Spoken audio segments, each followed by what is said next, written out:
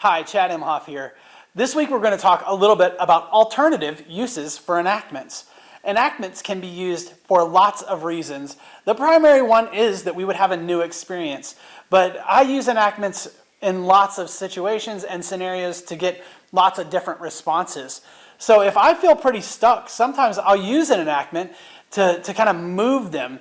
You know, if you have a couple turn and look at each other, a lot of times it brings emotion into the room that wasn't there. So if I'm looking for a new emotional handle or a trigger and I can't seem to get it and I'm a little bit into a session, I'll have them enact something that maybe seems benign. But when a couple looks in each other's eyes and they say words, it changes the felt sense in the room. So that's one reason to do it. You want to elicit emotion with an enactment.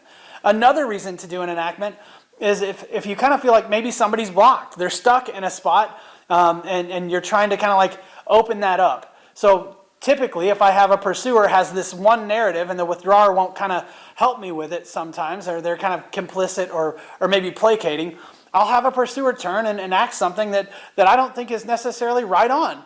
And a lot of times that will cause the withdrawer to say, no, that's not what I feel. Or I'll have them enact something that they've kind of believe about someone else. And that's not always the way we want to do it, but if you're trying to kind of get engagement, that can work.